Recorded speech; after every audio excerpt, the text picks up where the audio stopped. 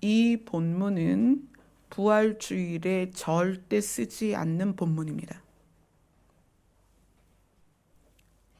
이 본문을 부활주일날 들어본 적이 별로 없으실 거예요. 별로? 한 번도 없으시죠? 그런데 이 본문은 부활주일과 아주 깊은 관련이 있어요. 그래서 부활에 대해서 우리가 깊이 깨닫기 위해서는 이 본문과 연결해서 깨달아야 합니다. 우리가 지난주, 지지난주 에덴에 대해서, 회복된 에덴에 대해서 누가 그 에덴에 거주할 것인가, 그것을 나눴죠. 회복된 에덴은 계시록에서는 새하늘과 새 땅이다 이렇게 표현을 하고 있고요. 사실 제가 이 새하늘과 새 땅을 엄청 좋아해요. 왜냐하면 제가 가야 할 곳이니까. 제가 제 평생에 20평 넘는 집을 살아본 적이 없어요. 근데 새하늘과 새 땅을 상상하면 거긴 엄청 넓을 것 같은 거예요. 가장 작게 산 기억은 방 한 칸에, 완전 지하에서 방 한 칸에 저희 아버지가 목회하실 때 저희 아버지, 어머니, 오빠, 제 동생, 중풍 걸리신 친할머니 이렇게 방 한 칸에서 살았어요. 또 제가 장성해서 결혼해서 남편이 목회자가 되고 나서 또 그렇게 됐어요. 딱 방 한 칸에서 남편과 저와 저희 아이 둘하고 4명이서, 그 방은 더 작아서 이렇게 4명이 이렇게 나란히 누울 수가 없었어요. 이렇게 좁은 곳에서 살다가 이 새하늘과 새 땅만 상상하면 너무너무 좋은 거예요. 정말 세상에서 본 것 중에 가장 아름다운 것보다 아름다운 것, 그렇게 생각하시면 돼요. 어느 날 저희 찬미가 그런 얘기를 해요. 엄마가 새하늘과 새 땅 에덴에 대해서 이야기하면 가고 싶어져 그러더라고요. 그곳에 가고 싶어져. 저는 여러분에게 에덴에 대하여, 천국에 대하여, 하나님의 나라에 대하여 설명하는 이유는 그곳에 소망을 두시라는 건데, 가고 싶어야 소망이 되죠. 그죠? 그래서 저는 정말 잘 설명하고 싶어요. 하나님이 성경책에 그 나라를 많은 곳에 설명하고 있지만 여러분들이 그것을 얼만큼 받아들였을까? 왜냐하면 여러분이 땅이 발이 붙어 있는 장소이기 때문에 자꾸 땅에 의지되어 살았잖아요. 땅에 속한 것을 생각하고, 땅에 경험되어진 것이 나의 경험인 것처럼 생각하고, 땅의 것이 나를 행복하게 생각할 거라고 생각하면서 살아왔기 때문에 그 땅에서 벗어나서 하늘의 소망을 두는 게 참 어려워요. 하늘의 소망을 두면 이 땅의 것을 이길 능력이 생겨요. 근데 하늘을 알려주지 않고 우리가 가야 할 곳을 모르니까 자꾸 땅에 집착을 하는 거예요. 제가 어제 미용실 가서 염색을 했어요. 염색을 하는데 그 미용사께서 머리를 막 이렇게 뒤집더니 흰머리가 많이 나오시네요. 네, 그래서 제가 자주 염색합니다. 우리는 낡아지고 약해지고 쇠퇴합니다. 시들어가는 꽃 같아요. 그런데 그 우리에게 주시는 소망이 뭐냐면, 야, 세상이 끝이 아니야. 너희가 가야 할 곳이 있어. 그곳은 눈으로 본 적도 없고 귀로 들어본 적도 없고 마음으로 생각해 본 적 없는 그런 곳이야. 그렇게 성경에서 늘 설명을 하고 계세요. 그래서 저는 여러분에게 우리가 가야 할 곳, 그런데 그곳이 어디냐면 정말 신나는 거예요. 여러분과 다 함께 삽니다. 갑자기 속으로 끔찍하신가요? 아니, 내가 쟤랑 같이 있단 말이야? 그곳이 천국일까? 그러세요? 이곳에 있는 분들은 이곳에 계신 분들과 함께 그곳에 있을 겁니다. 그러니까 어떻게 해야 돼요? 이 안에서 관계를 잘 맺으세요. 왜냐하면 이 안에서는 제한된 시간만 있지만 거기선 영원히 있습니다. 끔찍한 사람과 영원히 있으면 거긴 천국이 아니죠. 그죠? 그곳에서 여러분이 함께 있을 거예요. 저는 그곳을 소개하는 게 너무 좋아요. 왜냐하면 우리가 그곳을 갈 거니까. 그곳을 알고 가면 그 가는 과정이 힘들어도 이겨낼 수 있잖아요. 그죠? 자, 오늘 본문이 왜 부활절과 연결되어 있고 부활을 알기 위해서 이 본문을 알아야 되는가? 이 지금 22장 1절로 5절은 새하늘과 새 땅의 어떤 모습을 지금 환경적인 모습을 보여주고 있는데 거기에 구체적으로 뭐가 나오냐면 2절을 보세요. 2절에 어떤 나무가 있다? 길 가운데 강이 흐르는데 강 좌우에 생명나무가 있다. 이렇게 이야기를 해요. 생명나무는 12가지 열매를 맺고 이렇게 쭉 생명나무에 대해서 설명을 하죠. 자, 여러분 생명나무는 여기 말고 또 어디에 나올까요? 맞아. 다미나. 아, 애들이 셋이면 이름이 헷갈려요. 제가 다민이 이름 부르려면 다운이, 다민이 다 찾아요. 네. 자, 창세기로 봅시다. 창세기 2장 9절입니다.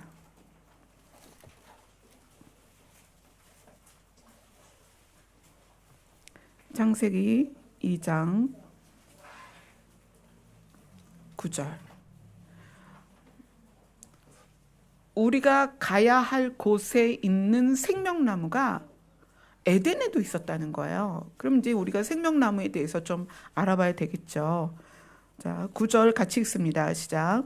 여호와 하나님이 그 땅에서 보기에 아름답고 먹기에 좋은 나무가 나게 하시니 동산 가운데는 생명나무와 선악을 알게 하는 나무도 있더라. 자, 하나님께서 아담과 하와에게 씨 가진 열매를 먹게 하셨습니다. 그 다음에 채소를 먹게 하셨어요. 그리고 아름답고 먹기에 좋은 나무가 동산에 가득하게 하셨는데 어디에? 동산 중앙에 특별한 나무 둘을 심으셨어요. 하나는 생명나무고 하나는 선악을 알게 하는 나무였습니다. 동산 중앙에 심어놨다는 것은 아담과 하와가 어디에 있든지 잘 보이고 언제든지 바로 도달할 수 있는 장소였다. 중심이었다. 그리고 그것을 울타리로 치지 않았다는 것은 하나님께서 그들에게 선악을 알게 하는 열매를 먹지 마라 했을 때 그 약속을 지킬 거라는 신뢰를 가졌기 때문에 울타리를 치지 않고 이 생명나무와 선악을 알게 하는 나무를 중앙에 심었다. 그런데 아담과 하와가 선악을 알게 하는 열매를 먹고 나서 이 생명나무에 대해서 뭐라고 언급하시냐면 3장 22절로 갑니다. 3장 22절부터 24절까지입니다. 같이 읽겠습니다. 시작. 여호와 하나님이 이르시되 보라 이 사람이 선악을 아는 일에 우리 중 하나같이 되었으니 그가 그의 손을 들어 생명나무 열매도 따먹고 영생할까 하노라 하시니 여호와 하나님이 에덴 동산에서 그를 내보내어 그의 근원이 된 땅을 갈게 하시니라.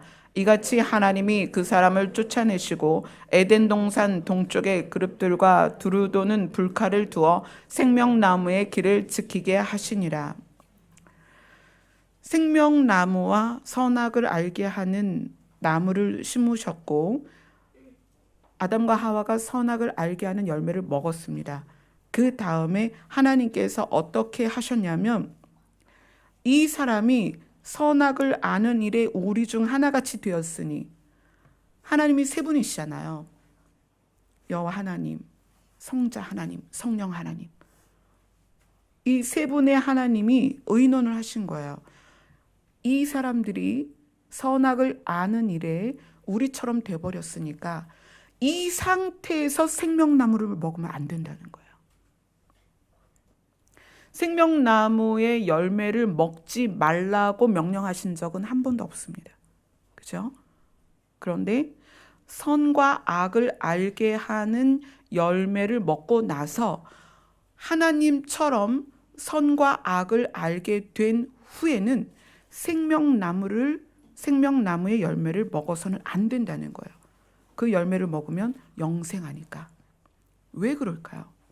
하나님은 선도 알고 악도 아십니다. 그러나 하나님은 선이세요, 악이세요? 선이세요. 그래서 하나님 자신은 선도 알고 악도 아시지만 선을 선택하시는 분입니다. 그런데 사람은 선도 알고 악을 알 때에 본능적으로 악을 선택하게 돼 있어요. 선과 악을 알게 된 이후에는 사람은 어떻게 나면서부터 악해졌다. 죄인이 됐다. 사망 가운데 들어갔다. 너희는 죽게 되었다. 너희는 육체가 되었다. 이것이 사람에 대한 규정입니다. 그래서 그러한 사람이 영생을 하게 되면 악한 존재로 영생하게 되는 거예요. 그래서 하나님은 사람을 지키기 위해서 선과 악을 아는 열매를 먹은 다음에 즉시 취한 조치가 뭐냐면 생명나무에 영생하게 하는 열매를 먹지 못하게 한 겁니다. 그리고 에덴에서 쫓아내시고 에덴 가운데 있는 생명나무를 누가? 그룹들이, 그리고 두루 도는 불칼이 생명나무에게 아무도 접근하지 못하도록 지금 지키고 있습니다.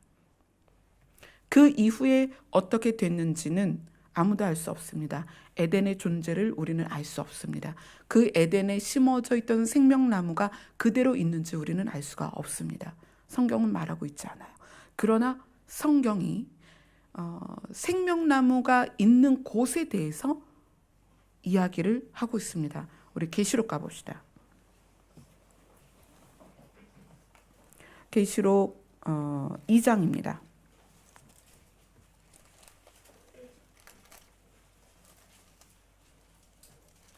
계시록 2장 7절입니다.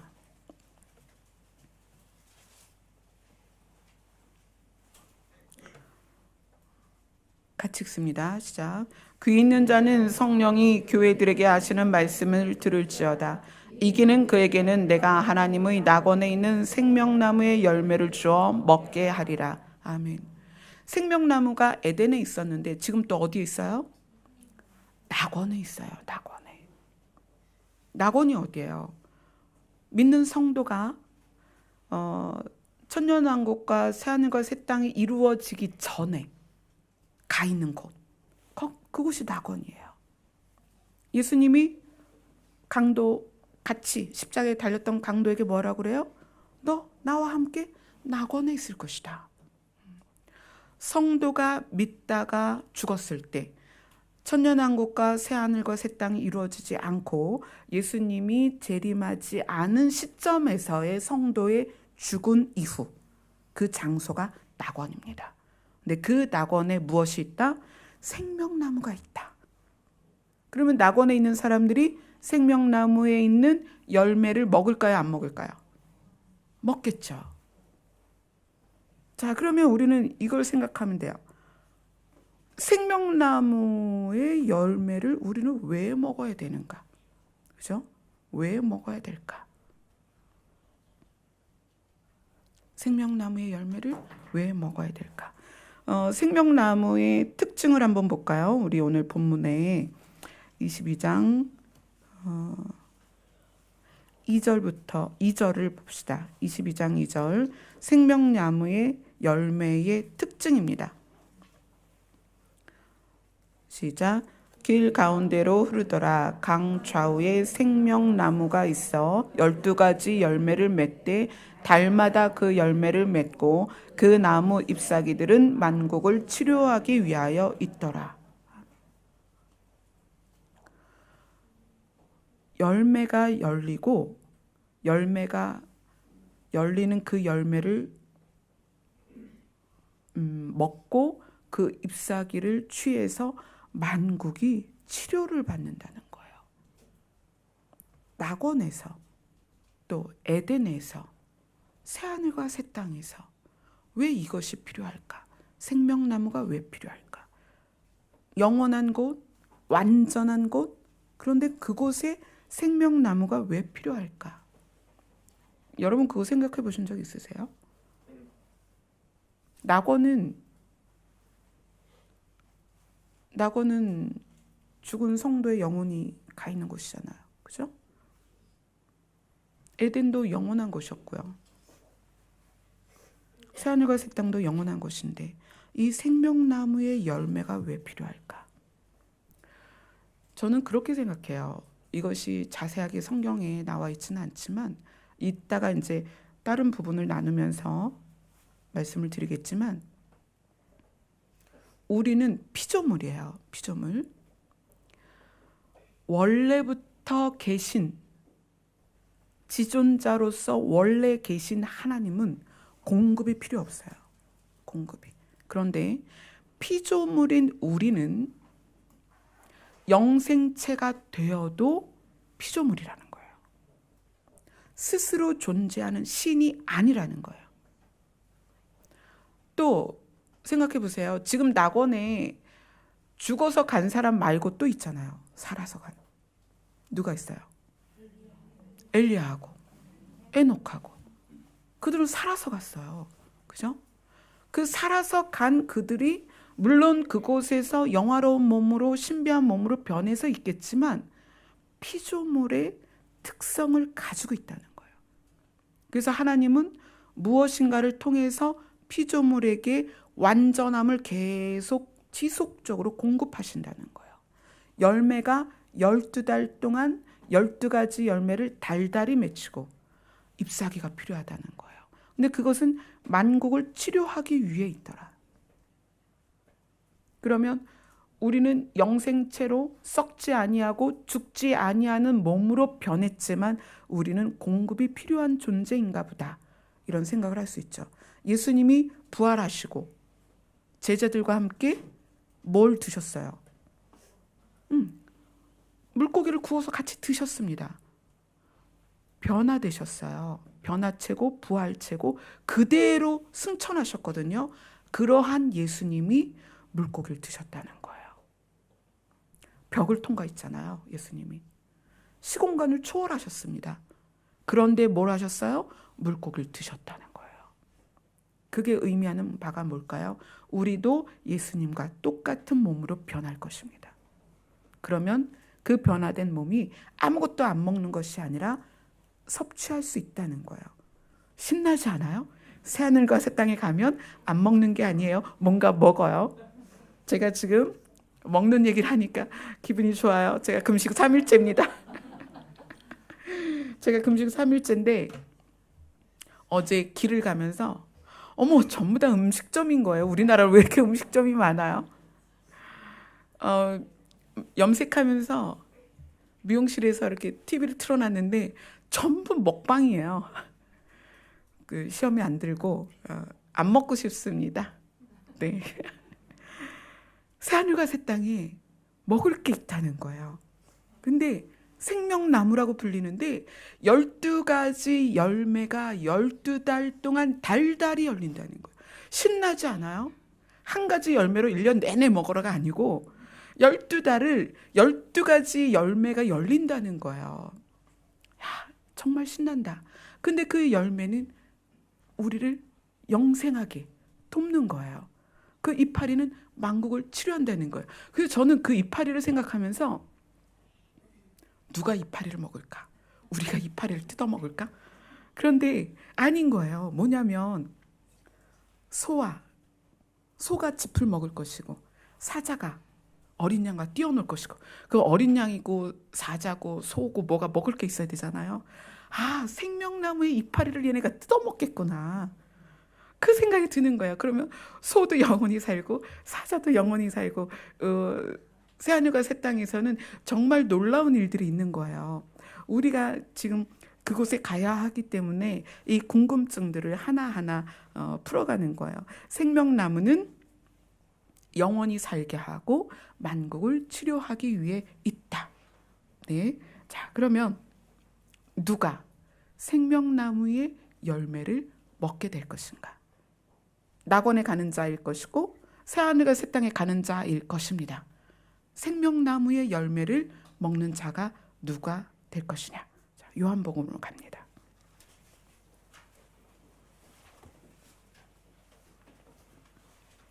저는요, 성경의 비밀을 여러분과 나누는 게 너무 신나요. 저도 이렇게 깨달아 가면서 신나지만 여러분과 나누면서 여러분의 눈이 반짝거릴 때 제가 너무 기분이 좋아요. 자, 누가 생명나무의 열매를 먹을 것인가? 요한복음 1장 1절로 4절입니다. 요한복음 1장 1절로 4절을 같이 읽습니다. 시작.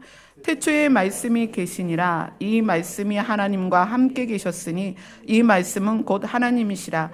그가 태초에 하나님과 함께 계셨고 만물이 그로 말미암아 지은 바 되었으니 지은 것이 하나도 그가 없이는 된 것이 없느니라.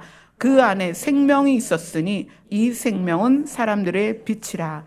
여기에서 그가 4번이 나옵니다. 그가 태초에 그로 말미암아 그가 없이는 된 것이 없다. 그 안에는 생명이 있다. 그가 누구일까요? 예수님이세요.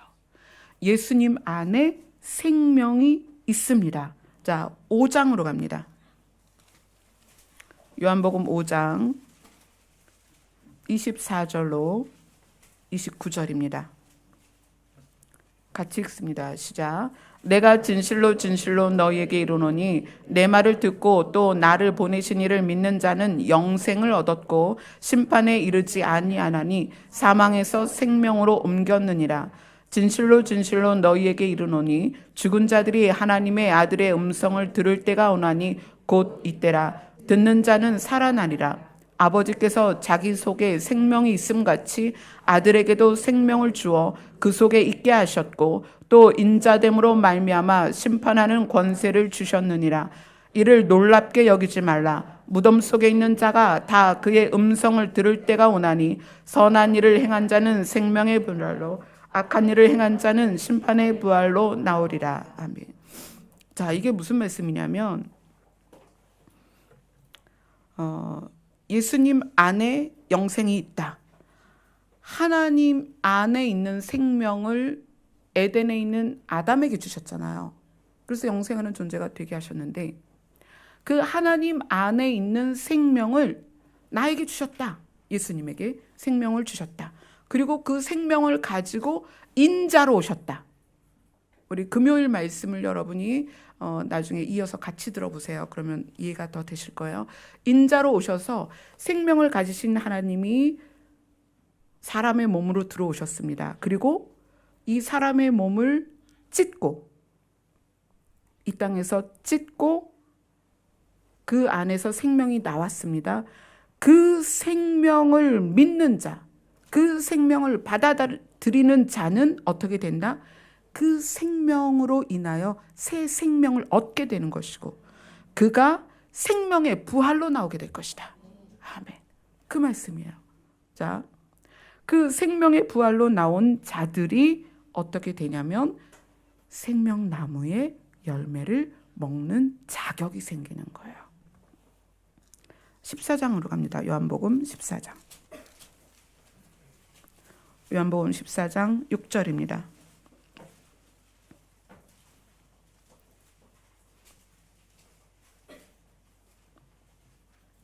같이 읽겠습니다. 시작. 예수께서 이르시되 내가 곧 길이요 진리요 생명이니 나로 말미암지 않고는 아버지께로 올 자가 없느니라. 아멘. 자, 낙원은 하나님이 계신 곳이에요. 그곳에 누가 갈 수 있냐면 생명을 소유한 자가 갑니다. 그 생명은 누구예요? 예수 그리스도입니다. 예수 그리스도로 말미암아 아버지께로 갈 수 있다. 자, 오늘은 부활주일이잖아요. 자, 이 모든 내용들이 부활주일과 무슨 상관이냐는 거예요. 무슨 상관이냐. 요한복음 6장으로 갑니다. 요한복음 6장 32절 봅시다.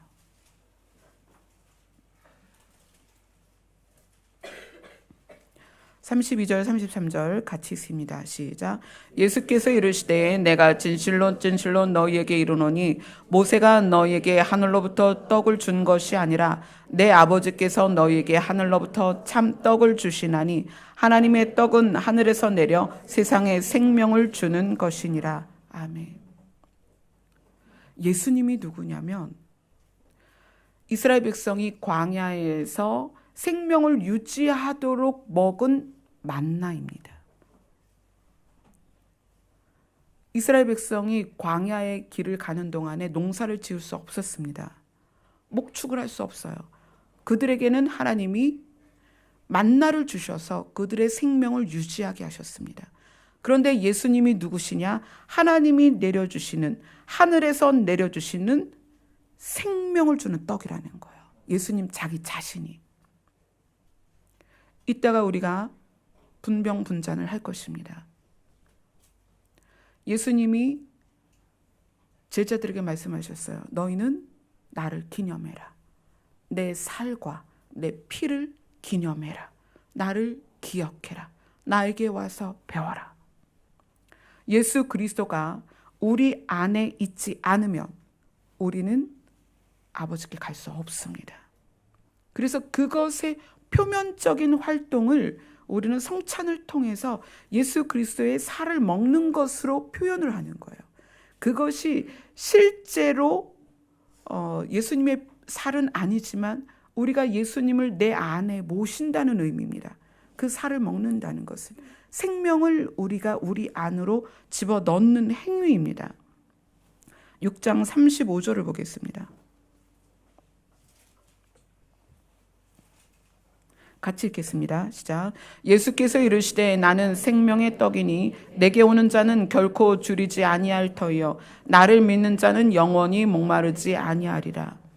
나는 생명의 떡이다. 나를 먹어라. 나는 생명의 떡이다.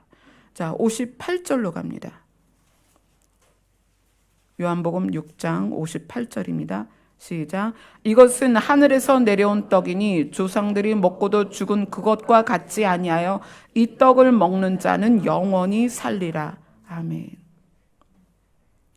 자, 47절부터 51절까지 같이 읽습니다. 요한복음 6장 47절로 51절입니다. 시작. 진실로 진실로 너희에게 이르노니 믿는 자는 영생을 가졌나니 내가 곧 생명의 떡이니라. 너희 조상들은 광야에서 만나를 먹었어도 죽었거니와 이는 하늘에서 내려오는 떡이니 사람으로 하여금 먹고 죽지 아니하게 하는 것이라. 나는 하늘에서 내려온 살아있는 떡이니 사람이 이 떡을 먹으면 영생하리라. 내가 줄 떡은 곧 세상의 생명을 위한 내 살이니라 하시니라. 아멘. 생명나무가 에덴에 있다가 낙원에 지금 현재 옮겨져 있습니다. 그 생명나무가 새하늘과 새 땅에 있을 것입니다. 그런데 그 생명나무의 특징이 뭐냐면 생명나무를 먹으면 영생한다. 생명나무의 열매를 먹으면 영생한다. 예수님이 지금 뭐라고 말씀하세요? 진실로 진실로 너희에게 이르노니 믿는 자는 영생을 가졌나니 내가 곧 생명의 떡이라. 어떻게 해라? 나를 먹어라. 생명나무의 열매를 먹는 자는 영생을 한다는 거예요. 그런데 예수님이 나를 먹는 자는 영생을 한다는 거예요. 내가 생명의 떡이다. 우리가 부활주의를 맞아서 의례적으로 분병과 분잔을 하는데 이것은 굉장히 깊은 의미가 있습니다. 우리는 지금 생명나무의 열매를 먹는 것입니다. 예수 그리스도를 우리 안에 받아들이는 것, 예수 그리스도를 우리 안에 채우는 것, 내가 예수 그리스도를 깊이 묵상하고 예수 그리스도에 물드는 것이 무엇이냐면 생명나무의 열매를 먹는 거랑 똑같다는 거예요. 그래서 이 땅에서 우리가 낙원이나 새하늘과 새 땅에 가기 전에 이 땅에서 예수 그리스도로 깊이 물들은 자들은 영생을 소유하였고 그 사람들이 생명나무의 열매를 먹게 된다는 거예요. 생명나무의 열매의 특징은 영생하게 하는 것이다. 하나님이 그런데 그것을 이 땅에서 증명해 보이셨습니다. 그 증거를 제가 그랬죠. 성경은 역사의 반복이다. 계시의 반복이다. 그래서 우리는 반복된 역사와 계시를 통해서 알 수 있다. 생명나무의 예수님이 생명나무의 열매라는 것을 보이셨습니다. 어디냐면 신명기로 갑니다. 신명기 8장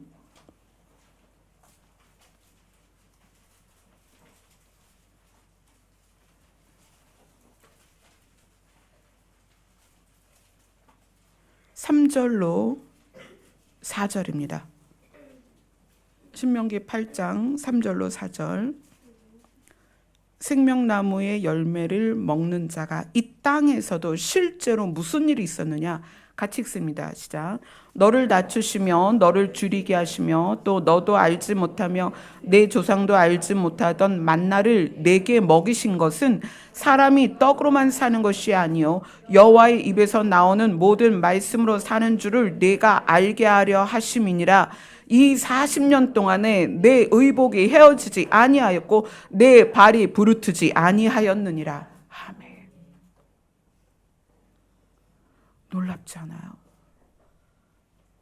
실체로 존재했던 만나를 먹은 이스라엘 백성이요, 옷도 헤어지지 않았고 의복이 헤어지지 않았고 발이 부르트지 않았다는 거예요.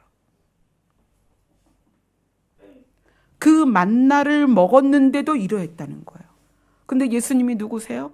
하늘에서 내려온 생명의 떡, 생명의 만나 예수 그리스도입니다. 그분을 먹으면 우리가 영생한다는 거예요. 그 생명나무 열매의 효력을 계시록에서는 뭐라고 그래요? 그 이파리만 먹어도 만국이 치유된다. 광야에서 이스라엘 백성은 생명나무 열매의 혜택을 보았습니다. 만나를 먹음으로 해서 의복도 헤어지지 않았고 발이 부르트지 않았다는 거예요. 몸이 상하지 않았다는 거예요. 실제로 눈에 보이는 만나도 그러함에도 예수 그리스도는 어떻게 했냐는 거예요. 예수 그리스도를 우리가 생명의 떡으로 취할 때 우리는 완전한 영생체로 변할 것입니다. 놀랍지 않아요? 우리가 그런 예수님을 지금 믿는 존재로서 이 땅에서 살아가는 거예요. 여러분이, 제가 정말 농담으로 여러분 지구인이 아니다라고 이야기하는 게 아니에요. 이스라엘의 역사 안에 존재했던 만나, 그 가시 같은 작은 만나를 먹은 이스라엘 백성도 영생을 부분적으로 경험했다는 거예요. 의복이 헤어지지 않고 발이 부르트지 않았다.